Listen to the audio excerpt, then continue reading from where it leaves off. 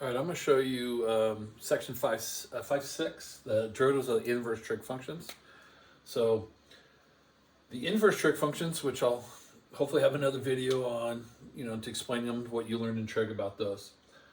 But the inverse trig functions is the opposite of sine is arc sine. A symbol that you'll see is sine to the -1. So arc sine is pretty much going backwards. So what it's really saying is, hey, find the angle whose sine is 3x to the fourth. That's kind of what arc sine means. Find the angle whose sine is this, right? But all we're going to learn right now is to take their derivative. So we need to be familiar with their derivatives. So dy dx, or y prime, however you want to write derivative. Now the derivative of arc sine has 3 steps, all right? The first step is you write 1 over radical 1 minus. And you get used to it. You do a few problems. You practice your homework. It'll just come natural after a while. But 1 over radical 1 minus, okay? Now that's how you start no matter what. But then the key part right here is this. Whatever you're taking the arc sine of, what's our second step is you're going to square that. So 3x to the fourth squared is 9x to the eighth. And then you multiply by the derivative of the function. So your 3 steps are 1 over radical 1 minus. You're going to square the function and then take its derivative. Now the same thing with tangent. You're going to see how similar these are. Tangent starts 1 over 1 plus. There's no radical, and it's got a plus sign. And then the other 2 steps are the same. You're going to square this guy times the derivative. So I picked the same sides there so you guys can see how similar those are.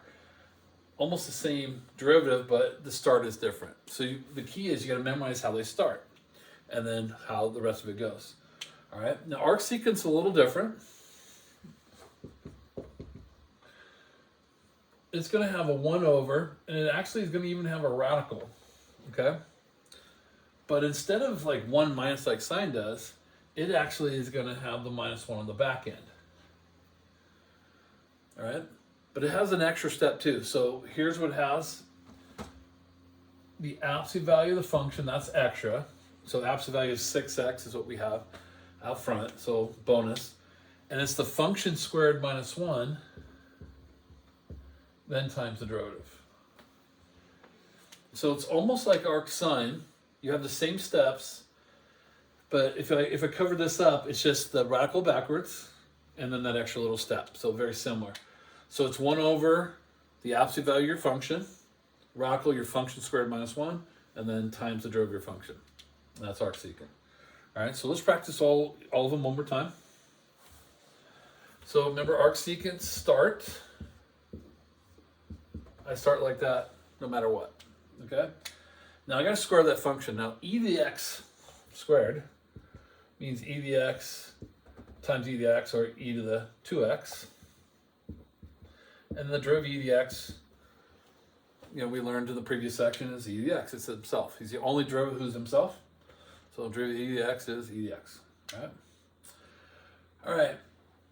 And there's your 3 steps. Tangent has a different start, 1 over 1 plus. All right?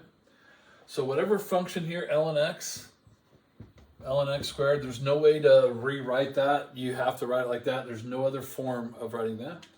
And then times, now the derivative of ln x is 1 over x times 1. So 1 over 1 plus your function squared, and then times the derivative. All right? Arc secant, it's that strange guy. 1 over absolute value of your function to start. You got radical, your function squared, minus 1, and then times the derivative of your function. All right? So once you do your homework, you practice these, it just becomes more natural. I'll say the steps one more time. Arc sine, 1 over radical 1 minus. You can see that in both cases. Whatever your function here is, you're going to square it times its derivative. Arc tangent, 1 over 1 plus. You still square the function times the derivative. And then here, you got 1 over, you're going to square the function times its derivative, just like the other ones, but minus 1, and then the absolute value of the function on the outside. Okay? So there's your derivative of your inverse trig functions.